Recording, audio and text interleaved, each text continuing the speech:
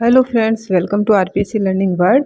आज से इस चैनल पर हम हिंदी व्याकरण के टॉपिक्स भी देखेंगे और ये हिंदी व्याकरण के टॉपिक्स आपके हर class 8th 9th 10th 11th 12th जो भी हर क्लास में जो व्याकरण के टॉपिक्स लगते हैं, उसके साथ में जो कॉम्पिटिशनल एग्जाम्स है उसमें जो व्याकरण के टॉपिक्स लगते हैं, ये सभी के यूजफुल रहने वाले हैं।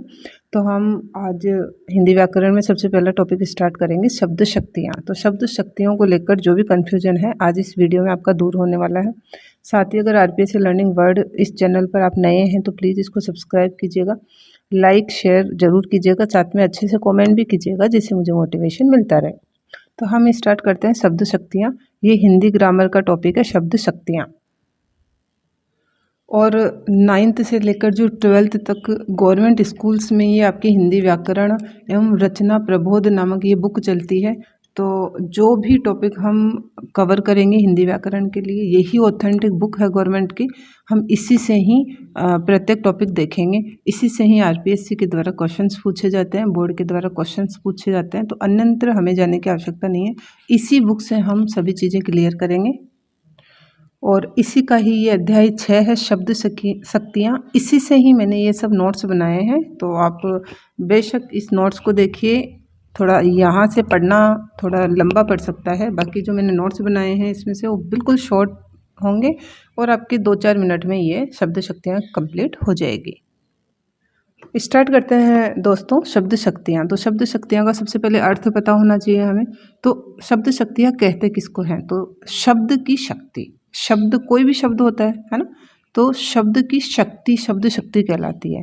अर्थात शब्द में छिपे हुए अर्थ को प्रसंग के अनुसार स्पष्ट करने की सामर्थ्य शब्द शक्ति कहलाती है। मतलब प्रसंग के अनुसार पाठक को पढ़ते ही शब्द में छिपा हुआ अर्थ पता लग जाए, ठीक है, तो वो शब्द शक्ति कहलाती है। तो शब्द की शक्ति हो गई शब्द शक्ति। अब प्रत्येक शब्द में 3 प्रकार की शक्तियाँ यहाँ पर बताई गई है। ये शब्द शक्तियाँ 3 प्रकार की होती है, अभिधा शब्द शक्ति, लक्षणा शब्द शक्ति और व्यंजना शब्द शक्ति, ठीक है।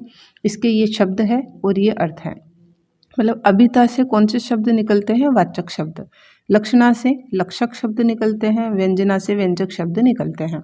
अर्थ कौन से निकलते हैं? अभिधा से वाच्यार्थ या अभिधेयार्थ या जिसे मुख्यार्थ भी बोलते हैं। लक्षणा से लक्ष्यार्थ, आरोपितार्थ या प्रयोजनार्थ। व्यंजना शब्द शक्ति से व्यंग्यार्थ या प्रतीयमानार्थ। तो देखिए इन दोनों में कंफ्यूज नहीं होएगा। लक्षणा शब्द शक्ति में निकलते हैं प्रयोजन, प्रयोजनार्थ, प्रयोजन के लिए अर्थ निकलता है, ठीक है।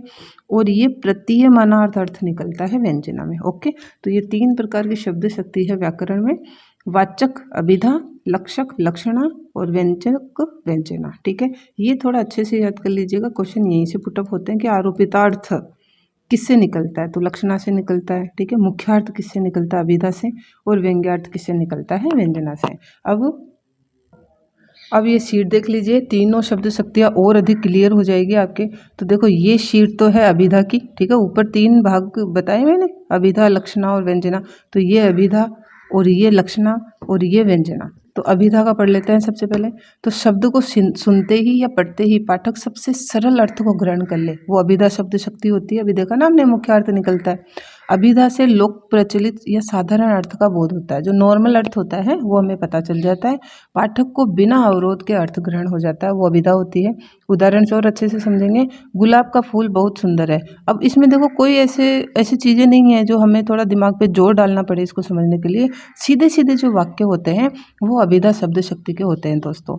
गुलाब का फूल बहुत सुंदर है, मोहन पुस्तक पढ़ रहा है। तो ये जो नॉर्मल सीधे सीधे सेंटेंस होते हैं वो अभिधा शब्द शक्ति के होते हैं। मतलब हमें पढ़ते ही उसका मतलब पता चल जाता है।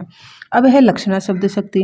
तो देखिए, जब किसी शब्द के मुख्यार्थ में, ये इस यहाँ से निकलता है, अभिधा से निकलता है मुख्यार्थ।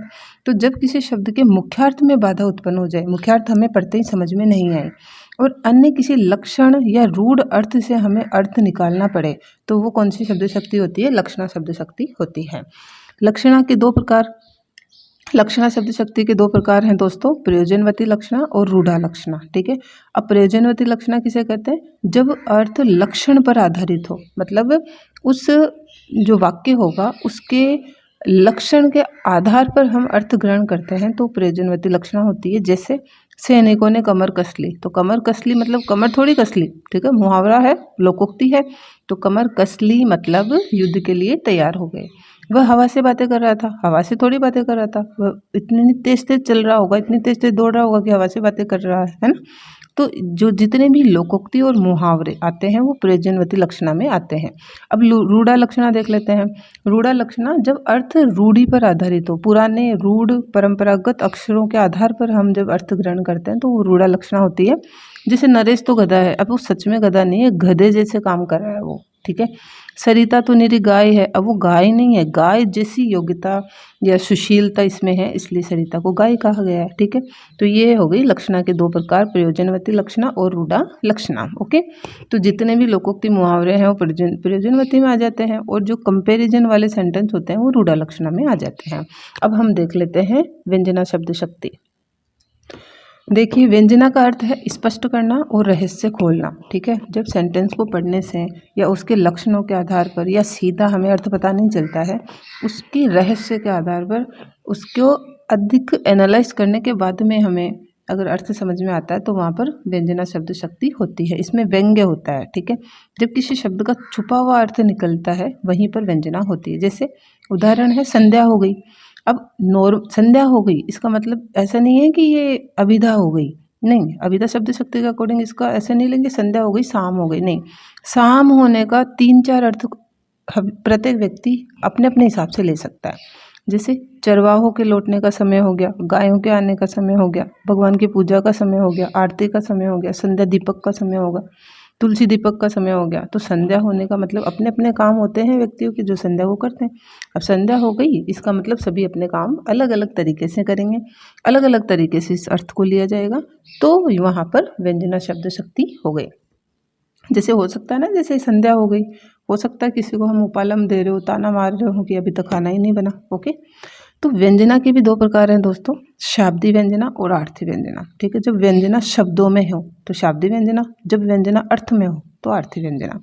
शाब्दी व्यंजना देखो, जब व्यंजना शब्द पर निर्भर होती है, मतलब शब्द बदलने पर या उसका पर्यायवाची शब्द रख देने से उस पूरे के पूरे सेंटेंस का अर्थ ही बदल जाता है, वहाँ शाब्दी व्यंजना होता है। मतलब कि कोई भी उदाहरण है, कोई भी एग्जाम्पल है, उसमें जो वो शब्द चमत्कार दे रहे हैं अगर उसका पर्यायवाची रख दें तो वो चमत्कार खत्म हो जाता है, वो शाब्दी व्यंजना होती है।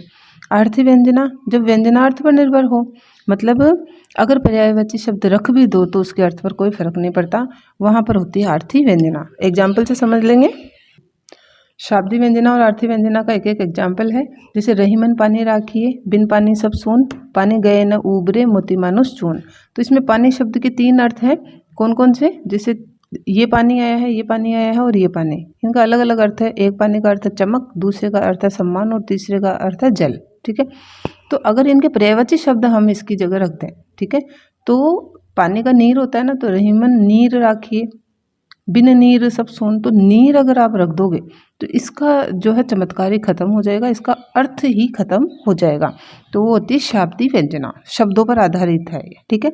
आर्थी व्यंजना, पर्यायवाची शब्द रख दो फिर भी इसका अर्थ नहीं बदलेगा और इसका ना चमत्कार खत्म होगा। जैसे सघन कुंज छाया सुखद शीतल मंद समीर, मन हवे जात अजो वहे व यमुना के तीर। तो यहाँ कृष्ण भगवान ने जो यमुना नदी के किनारे और वहाँ पर कुंज में, है ना, तो वहाँ पर जो जहाँ जहाँ कृष्ण थे तो वहाँ की जो है यादें हैं उनको, उनके बारे में यहाँ बताया गया है।